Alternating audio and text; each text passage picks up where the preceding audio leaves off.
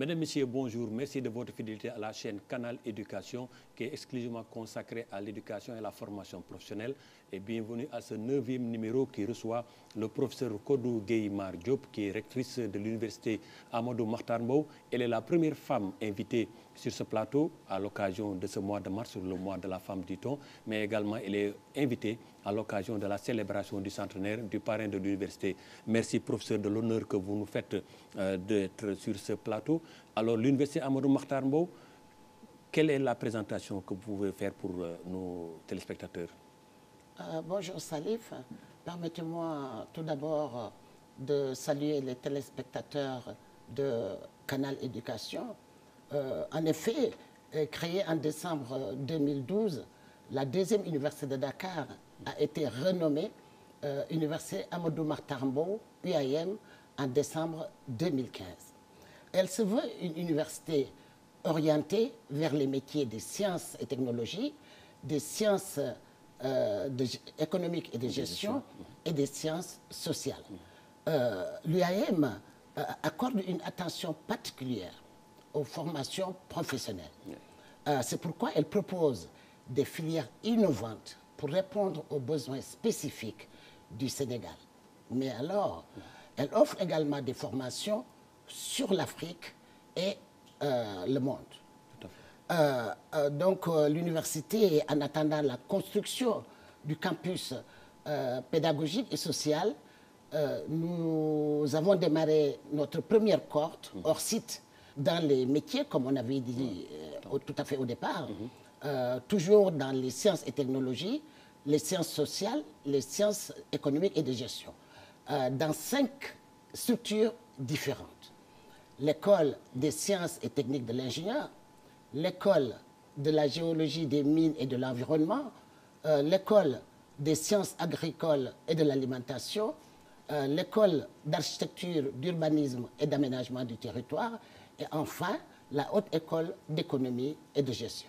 Professeur, vous parlez d'école, pas d'UFR comme les autres, c'est la spécificité de on nous a demandé d'innover. Pour l'instant, nous voulons innover et nous avons démarré notre université dans le système de grandes écoles, regroupement de grandes écoles. Pour l'instant, nous n'avons pas d'UFR. C'est juste de grandes écoles où on entre par concours. Par concours? Oui. Ah, donc ce n'est pas des orientations par campus N? Pas du tout alors. Ouais. Et chaque année, vous organisez pour accueillir? Chaque année, on organise un concours. Cette année, la première année, donc, nous avons organisé un concours où on a eu 2000 candidatures quand même pour un premier essai. Il y a eu 2000 candidats venus de toutes les régions du Sénégal. Et malheureusement, pour un problème de place, on a pu sélectionner 400 étudiants répartis dans ces 5 écoles. Et qui sont des scientifiques, bacheliers scientifiques ou... Bon, c'est des bacheliers scientifiques de manière générale, des bacs S1, des bacs S2. Mais j'ai parlé tantôt de sciences sociales. Sciences sociales. Effectivement, dans aménagement du territoire et architecture, urbanisme, on a pris des bacs L2. Et ils ont eu la possibilité de faire le concours comme les bacs S2. Et ils ont bien réussi. Et ils ont bien réussi, d'autant plus qu'on avait fixé pour cette option la barre de la mention assez bien. Et ces étudiants ont très bien réussi cette école-là. Et vous êtes toujours dans la lancée, disons, de l'employabilité, surtout en vue de l'exploitation du pétrole et du gaz. Donc on vous dit que vous êtes une université qui doit beaucoup travailler pour que les jeunes Sénégalais puissent beaucoup bénéficier de ces emplois qui vont venir. Je peux dire que notre slogan d'ailleurs, c'est plus qu'une formation, un avenir à construire. Donc avec le pétrole, l'avènement du pétrole, il y a l'école des mines, de la géologie et de l'environnement. Donc notre école a de la place, mais toutes les filières qu'on a mis en place, ces filières, c'est pour répondre, je vous ai dit, aux besoins spécifiques du Sénégal, dont l'agriculture, le pétrole, l'urbanisme, parce qu'il y a un problème d'aménagement au Sénégal. C'est pourquoi nous nous sommes lancés dans un premier temps dans ces filières de formation. Professeur, vous avez parlé de l'international.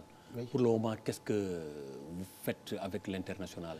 Pour l'international, nous avons d'abord fait le tour de beaucoup de pays pour faire la publicité de notre université.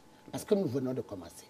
Et les étudiants commencent à demander. Malheureusement, déjà, nous avons des problèmes pour orienter nos bacheliers.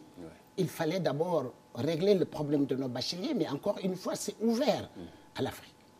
Et là, actuellement, je peux vous dire, nous sommes dans un projet européen avec l'université Paris-Cergy pour essayer de faire des curricula en co-construction, surtout dans le domaine du génie civil. Là également, le génie civil, vous savez qu'il y a beaucoup de problèmes de construction au Sénégal.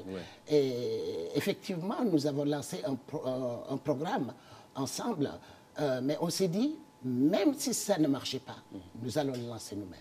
Et ce sera ouvert à tous les étudiants africains. Ça veut dire que vivement l'ouverture de vos locaux propres à Diamniadio, ce sera l'envol. Nous ne demandons que ça. Tout à fait. Alors, vous parlez d'international, une occasion de parler du professeur Amadou Mokhtar Mbow, qui est votre parrain. Le monde, le Sénégal célèbre cet homme. Quel rôle votre université joue dans cet événement? Un rôle très important, et on est au milieu du dispositif. Comme vous l'avez dit tantôt, c'est dommage que nos locaux ne soient pas encore terminés. Mais sinon, on avait prévu de faire toutes les manifestations au sein de l'université Amadou Mahtar Mbow. Nous sommes au cœur du dispositif, parce que déjà, il y a 2 comités nationaux de célébration. Dans le comité scientifique, je suis la première vice-présidente, après le professeur Souleymane Bachir Diagne, avec un de nos enseignants en génie minier, Issa Saro, qui fait partie également du comité scientifique. Il y a également le comité d'organisation. Le comité d'organisation, j'en fais partie. Le professeur Ibrahima Sissé, qui est vice-recteur, en fait partie, et également le docteur Issa Saro. Donc, du point de vue organisation nationale, nous sommes au cœur du dispositif. Ensuite, parallèlement, nous avons mis sur place à l'UAM une cellule pour accompagner le comité national. Cette cellule dirigée par le professeur Issa Saro a initié quand même beaucoup d'actions. Cette cellule est composée d'enseignants, chercheurs, de personnel administratif, technique et de services et d'étudiants. Ils ont initié beaucoup d'actions. Il y avait à peu près 5 grandes actions qui étaient initiées. La première, c'est d'abord d'organiser un concours de poésie au niveau de l'IA. Ils ont organisé un concours de poésie où nous avons reçu à peu près 70 points. 70. Ah oui, de qualité. Et on a eu la chance d'ailleurs, lors de la cérémonie de l'anniversaire, la lauréate a lu devant un parterre de personnalités le poème qui a été choisi. Les 3 autres vont être primés après par l'UAM. La deuxième action, cette cellule a fait un documentaire, un film documentaire de 15 minutes. Et ils ont fait de Ndialakhar à Saint-Louis, en passant par Louga, pour retracer la vie et l'œuvre d'Amadou Mahtar Mbow. Ça, c'était le film de 13 minutes qui a été projeté lors de la cérémonie de centenaire. Ensuite, toujours dans les actions, la cellule a fait ce qu'on appelle un newsletter spécial. Donc, où il y a eu beaucoup de témoignages des amis d'Amadou Mahtar Mbow, des collègues, de ses anciens collègues, de ses parents qui ont fait des témoignages. Et effectivement, il y aura un numéro spécial qui va être partagé et diffusé partout où besoin sera. Ça, c'était une action. Ensuite, au niveau de l'UAM, toujours, nous avons organisé le 18 mars de ce mois une visite de courtoisie au professeur Amadou Mahtar Mbow. Vous étiez le patriarche pour des jeunes étudiants. J'ai dirigé la délégation composée de professeurs, de PATS et de délégués des étudiants. Quel bonheur. Et on a été reçus par le patriarche, le doyen, comme on l'appelle, en présence de sa famille. Et là, il s'est adressé pendant 7 minutes aux étudiants. Mais un discours alors dense. Un discours dense où vraiment on pouvait apprendre beaucoup de choses. Si vous permettez, peut-être après on va y revenir. Tout à fait. Ça, c'était une action. Il était très content de voir l'université dont il est le parrain amener ses étudiants, le saluer et le corps professeur. Parce qu'il y a beaucoup de gens qui pensent que l'UAM n'a pas encore démarré. ce qui n'est pas le cas. Donc, il était très heureux de nous recevoir. Ensuite, pour les gens qui étaient là-bas, à la cérémonie, il y avait l'action de nos étudiants. Ils ont accompagné le comité d'organisation. Ils étaient là toute la journée, le matin pour la cérémonie d'ouverture, pour le colloque, en tant que, je ne peux pas dire hôtesse, mais pour accompagner le service d'organisation. C'est des moments forts pour C'est des moments forts pour les étudiants. Et ils s'y plaisaient. Voilà donc à peu près les 5 actions menées par ce comité. Et je profite de ce plateau pour les féliciter vivement et les encourager à aller dans ce sens. Parce qu'encore une fois, je le répète, on nous a demandé d'innover à l'UAM. Et nous allons. Vous avez innové avec votre parrain. Voilà. Justement, l'occasion pour nous de suivre un extrait du discours du parrain, son message adressé à la jeunesse. N'oubliez jamais, quel que soit le niveau intellectuel que vous allez atteindre, que vous êtes des Sénégalais, vous êtes des Africains. Vous êtes donc membres de ce peuple.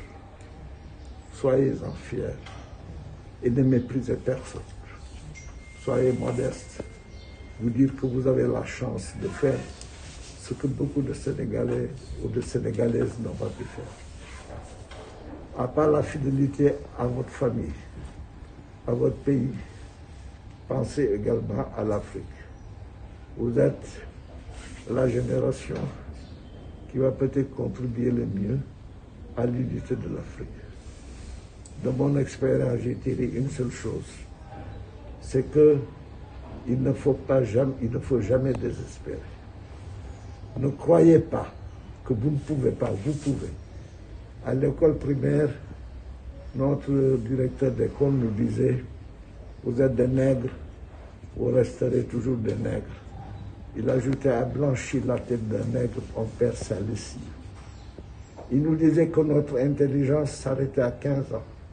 Parce que nous étions avec des toubabs dans les classes, et je me rappelle, nous étions 3 à être toujours en tête de la classe. Donc, tout est question de volonté. Ayez la volonté de travailler, ayez la volonté de réussir, et dites-vous que ce sont vos efforts personnels qui vous feront ce que vous serez demain. Professeur, n'est-ce pas un discours poignant, un discours fort pour des jeunes, pour l'Afrique? Alors, comment vous le traduisez concrètement dans l'encadrement de vos étudiants? Merci, Salif. Imaginez que nous avons déjà pris en compte ce message-là. Parce que nous avons à l'UAM un programme de transition de l'enseignement secondaire à l'enseignement supérieur que nous appelons en route vers l'UAM, avant que les étudiants ne commencent les cours. C'est là qu'on leur apprenne qui est le parrain. En plus des renforcements de capacités en maths, physique, chimie, anglais, français, les matières fondamentales de base de manière générale. Parce qu'il faut le renforcement de capacités, ils vont faire les grandes écoles. Et une fois qu'ils connaissent leurs parrains, pendant à peu près, je crois, 1 mois qu'ils ont ce programme en ligne. Donc, je vais revenir là-dessus parce que nous avons commencé le bimodal avant la pandémie. Parce que nos étudiants étaient déjà habitués de travailler sur la plateforme de l'UAM. Donc, une fois qu'ils arrivent à l'UAM, là également, ils commencent par les matières de base. Ils vont commencer par des activités de partage avec des spécialistes de la place. Et ils vont parler de l'éthique et de la déontologie, qui est très important. Ils vont faire des actions humanitaires, de socialisation. Ils vont faire un développement personnel. Oui, c'est important. Très important, parce qu'actuellement, les gens parlent d'emploi, mais il faudrait vraiment qu'il y ait l'entrepreneuriat pour pouvoir parler d'emploi plus tard. Et il faut un développement personnel. Et ce qui est plus important, nous appelons l'armée, des officiers de l'armée, et c'est l'occasion pour les remercier, pour venir leur faire des cours de civisme et de citoyenneté. Ça, c'est depuis le début de l'UAM. Les étudiants savent que c'est un autre type d'étudiant parce que leur parrain a déjà montré l'exemple. Et nous œuvrons pour ça. Salif, nous sommes pour l'instant la seule université à portée de tenue. Et ça, c'est les militaires qui nous ont Déjà, l'esprit militaire est là chez les étudiants. Pour nous dire que c'est un plus. Et ça va participer au civisme et à la citoyenneté. Parce qu'ils regardent la tenue et qu'ils voient Amadou Mahtar Mbow déjà, ils sauront quel comportement avoir. C'est très fort avec l'identité du parrain, le parcours du parrain, surtout sa bataille pour l'Afrique, pour le nommer. Et tout ça, les étudiants doivent se l'approprier. Ils doivent se l'approprier. Et d'autant plus qu'il a parlé de, je ne sais pas si vous l'avez bien suivi, de croire en son pays. De croire en son pays et de croire en l'Afrique. Avant tout cela, il faut croire en soi-même, avoir confiance en soi-même et penser à ses parents également. Donc son discours, comme je vous l'avais dit, était très dense. Et ça a duré, je pense, si j'ai chronométré 7 minutes. Parce que là, c'est une partie qu'on a montrée. Et les étudiants, leur réaction? Ils étaient émus. Et c'était des délégués, parce qu'avec la Covid, on ne pouvait pas amener tout le monde. Ils étaient déjà émus de voir leurs parrains, vu l'âge de leurs parrains. Vous avez montré la partie où il était assis. Mais à la fin, il s'est mis debout. Debout pour parler aux étudiants les yeux dans les yeux. Et là, franchement, il les a parlé. Et les étudiants, comme moi d'ailleurs, j'avais les larmes aux yeux. C'est très beau. Il s'est mis debout. J'avais les larmes aux yeux. Les étudiants étaient là, ils ne pouvaient plus bouger. C'était vraiment fantastique. C'est des images très fortes que vous allez capitaliser, que vous allez mettre dans votre réseau. Et ce que j'ai dit d'ailleurs, il y a une partie du message. Je veux qu'on le transcrive sur un tableau en marbre, qu'on le mette à l'entrée de l'université, pour qu'à chaque fois que les étudiants rentrent à l'université, qu'ils lisent les paroles de leurs parents. Et même de leur résidence sociale. Voilà, et de leur résidence. Pourquoi pas? Comme ça, ils vont comprendre que leurs parents leur avaient laissé un message qu'ils vont toujours respecter. Et ça, je tiens à ça. Et qui seront même des Amadou Mahtar Mbow. Ce sera des futurs Amadou Mahtar Mbow. Dans les domaines s'ils ont qui sont bien les écouté leurs parents, c'est de futurs Amadou Mahtar Mbow. Parce que d'ailleurs, il y a quelque chose de très important qui n'a pas été dit ici. Il leur a demandé de ne jamais baisser les bras. Le redoublement, ce n'est pas mauvais en soi. Si on sait qu'on n'a pas la capacité de réussir, il faut retourner en arrière pour avoir une bonne base pour continuer. Tout à fait. Et il a surtout insisté sur la science et la technologie pour l'émergence de l'Afrique et du Sénégal. Et il compte sur eux pour vraiment amener la paix au Sénégal et faire tout pour propulser le Sénégal, parce que c'est la jeunesse qui doit donner l'exemple aux autres. Les autres universités, même s'ils ont déparé, vont vouloir avoir ce discours tellement il est fort et qu'il est actuel. Il est actuel. Moi, j'ai dit que la chargée de communication, Mme Khan, est-ce qu'il ne faut pas partager le message qu'il a adressé aux étudiants de l'UAM, à tous les étudiants du Sénégal? Parce qu'un étudiant est un étudiant. 7 minutes dense. Comme disait mon collègue l'autre jour à l'émission Windello, on a beau enseigner pendant une année, ce qu'il a dit en 7 minutes, nous ne pouvons pas le dire en tant qu'enseignant. Absolument. Alors nous recevons donc le professeur Kodou Gueye Mar Diop, qui est la rectrice de l'université Amadou Mahtar Mbow. Professeur, vous avez donc démarré l'année académique. Alors, quel point pouvez-vous faire sur ce démarrage? Le démarrage se passe très bien. Nous n'avons pas de problème jusqu'à présent. Parce que comme je vous avais dit, nous avons opté pour l'enseignement bimodal. Ça, c'est une option, hein. Pandémie ou pas, c'est une option de C'est une option déjà. C'est une option avant la pandémie. Donc, nos enseignements, c'est en bimodal. Au niveau de l'UAM, nous avons démarré nos cours. Tenez-vous bien, nous sommes en train de faire les contrôles à mi-parcours. Parce que c'est un système de contrôle continu. Nous sommes en train de faire les interrogations écrites, les exposés, et ils vont avoir des notes qu'ils vont capitaliser pour le premier semestre. Si mes souvenirs sont bons, nous avons prévu la fin des enseignements du premier semestre début mai, et entre le 10 et le 17 mai, nous allons faire les examens du premier semestre. Ensuite, nous allons continuer l'année, et les examens du deuxième semestre sont prévus fin août pour boucler vraiment en fin. C'est ce qu'on a prévu au niveau de l'UAM. Et ça, le bimodal a beaucoup contribué. A beaucoup contribué pour cela, et on croise les doigts. En faisant ce calendrier, nous avons tenu compte des fêtes, des possibilités de fêtes qu'il y a au Sénégal. On croise les doigts et on pense que l'année va bien se terminer. Et les étudiants sont sont vraiment conscients de cela. Ils font de leur mieux. Nous avons déduit les semaines culturelles. Si la pandémie passe, bien sûr, nous avons enlevé les fêtes pour les emplois du temps qu'on a donnés. Et pour l'instant, ça se passe très bien. Et les visites d'entreprise et les visites d'usines ont commencé d'ailleurs. Parce qu'en plus des enseignements, apprentissages qu'on fait en présentiel dans les salles également, nous faisons des visites de sites, des visites d'entreprises, des visites de sociétés. Et là, ils ont démarré. Et c'est l'occasion d'ailleurs de remercier pour l'instant la faculté des sciences qui nous aide pour les bus, pour transporter nos étudiants. C'est une bonne imprégnation alors. Une imprégnation, parce que n'oubliez pas que c'est des formations au métier. Oui. Ils doivent être professionnels dès la sortie. C'est la première cohorte de l'UAM. Et nous devons donner le bon exemple. Et je pense que cette université doit continuer dans cette lancée. Tout à fait. Parce qu'il faut changer de paradigme. C'était l'enseignement classique. Oui. L'enseignement classique où vraiment les étudiants peinaient à trouver du travail. Oui. Mais je dis qu'effectivement, si on leur apprend un métier, on introduit l'entrepreneuriat au niveau des enseignements, ils font des visites sur le terrain, nous signons des partenariats avec les sociétés de la place, avec les patronats et tout ça, je pense qu'on va arriver à notre fin parce que c'est ce que veut le président de la République, son Excellence le président Macky Sall. Un autre type d'étudiants, un autre type d'université, un autre type d'évaluation. Vous risquez d'avoir donc 5000 candidatures ou 6000 alors bientôt. Oui, mais faisons attention également.